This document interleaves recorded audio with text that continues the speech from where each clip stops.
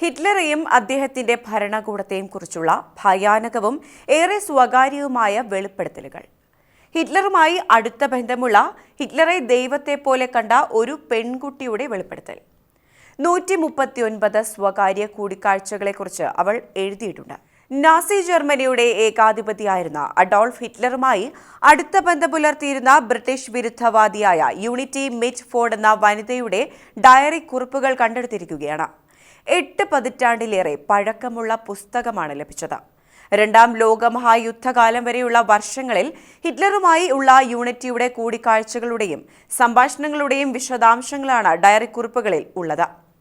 ഹിറ്റ്ലറെയും അദ്ദേഹത്തിന്റെ ഭരണകൂടത്തെയും കുറിച്ചുള്ള ഭയാനകവും ഏറെ സ്വകാര്യവുമായ കുറിപ്പുകൾ അവയിൽ അടങ്ങിയിട്ടുണ്ട് എന്നും വിവരണമുണ്ട്. ഹിറ്റ്ലറോട് ആകർഷണം തോന്നിയ യൂണിറ്റി 20ാമത്തെ വയസ്സിൽ മ്യൂണിച്ചിലേക്ക് താമസം മാറിയതിന് ശേഷം ഹിറ്റ്ലറെ പിന്തുടരുമായിരുന്നുവെന്ന ഡയറിയിൽ കുറിച്ചിട്ടുണ്ട്. 1935നും 1939നും ഇടയിൽ ഹിറ്റ്ലറുമായി നടത്തിയ 139 കൂടിക്കാഴ്ചകളെക്കുറിച്ചും സ്വന്തം കൈപ്പടയിൽ എഴുതിയ ഡയറിയിൽ യൂണിറ്റി വ്യക്തമാക്കുന്നുണ്ട്.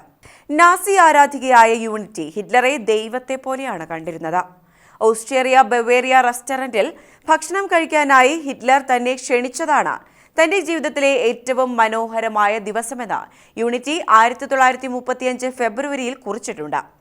Lunch Austria 2:30.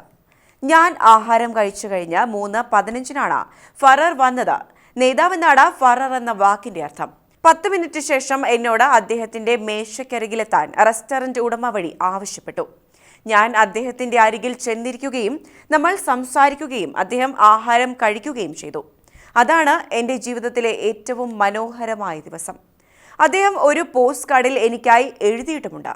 ഇത്തരത്തിൽ മറ്റൊരാളെയും അദ്ദേഹം ക്ഷണിച്ചിട്ടില്ല എന്ന് അദ്ദേഹം പോയി കഴിഞ്ഞപ്പോൾ പരിചാരിക എന്നോട് പറഞ്ഞിട്ടുണ്ട് എന്നാണ് യൂണിറ്റി ഡയറിയിൽ കുറിച്ചത്. ഹിറ്റ്ലറുടെ അടുത്ത വൃത്തങ്ങളിലെ അംഗമായിരുന്നു യൂണിറ്റി. ഹിറ്റ്ലറെ മറ്റൊരു ബ്രിട്ടീഷ് പൗരനും ഇത്രമേൽ അറിഞ്ഞിരുന്നില്ല. ഇക്കാരണങ്ങളാൽ തന്നെ ഹിറ്റ്ലറുടെ കാമുകിയായ ഈവ ബ്രൗൺ ഇരുവരുടെയും ബന്ധം ഇഷ്ടപ്പെട്ടിരുന്നില്ല. ഹിറ്റ്ലറെ വളരെ നല്ലവനായ മനുഷ്യനും സ്വവർഗ അനുരാഗിയെന്നും യൂണിറ്റി വിശേഷിപ്പിച്ചിട്ടുണ്ട്. സെപ്റ്റംബർ 1, 1939 യൂണിറ്റി അവസാനമായി ഡയറി എഴുതിയത്. ജർമ്മനി പോളണ്ടിനെ ആക്രമിച്ച ദിവസമായിരുന്നു അത്. 2 ദിവസത്തിനു ശേഷം ഇരു രാജ്യങ്ങളും തമ്മിൽ യുദ്ധം പ്രഖ്യാപിക്കുകയും ചെയ്തു.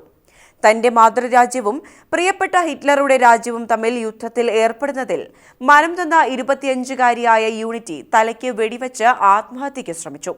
എന്നാൽ അവർ അന്ന് മരണപ്പെട്ടില്ല. മാത്രവുമല്ല, ബുള്ളറ്റ് തലയോട്ടിയിൽ കുടുങ്ങുകയും ചെയ്തു. പിന്നീട് ബ്രിട്ടനിൽ തിരികെ എത്തിയ അവർ 1948 33ാമത്തെ വയസ്സിലാണ് മരിച്ചത്. ഹിറ്റ്ലറുടെ കാര്യത്തിലേക്ക് വരുമ്പോൾ 1945 ഏപ്രിൽ 30 ഹിറ്റ്ലർ ആത്മഹത്യ ചെയ്തത്. ബെർലിനിൽ തന്റെ ഔദ്യോഗിക ആസ്ഥാനത്തിന് താഴെയുള്ള ബങ്കറിലായിരുന്നു അത്. കൂട്ടിന് ഒരു ദിവസം മുൻപ് വിവാഹം കഴിച്ച ഭാര്യ ഈവ ബ്രൗൺ മാത്രമായിരുന്നു. എല്ലാ പ്രതീക്ഷകളും ഹിറ്റ്ലർക്ക് നശിച്ചിരുന്നു. ഭാര്യയ്ക്ക് കൊടുത്ത ശേഷം സയനൈഡ് നിറച്ച ക്യാപ്സ്യൂൾ വിഴുങ്ങിയായിരുന്നു ആത്മഹത്യ. തന്റെ മരണം ഉറപ്പാക്കാനായി സ്വയം തലയ്ക്ക് വെടിവയ്ക്കുകയും ചെയ്തു. ഹിറ്റ്ലറിന്റെയും ഈവയുടെയും മൃതശരീരങ്ങൾ പിന്നീട് നാസി അനുകൂലികൾ ചാൻസലറിയുടെ പൂന്തോട്ടത്തിൽ സംസ്കരിച്ചു. താമസിയാതെ തന്നെ സോവിയറ്റ് പട ബെർലിൻ ആക്രമിച്ച് കീഴ്പ്പെടുത്തി. അവർ ഹിറ്റ്ലറുടെ ചിതാഭസ്മം അവിടെ നിന്ന് മാറ്റുകയും ചെയ്തു. വരും കാലങ്ങളിൽ ഹിറ്റ്ലറിന്റെ ആരാധകർ അവിടെ അയാൾക്കായി ഒരു സ്മാരകം പണിയാതിരിക്കാനായിരുന്നു അന്ന് അത്തരത്തിൽ ഒരു നീക്കം അവർ സ്വീകരിച്ചത്.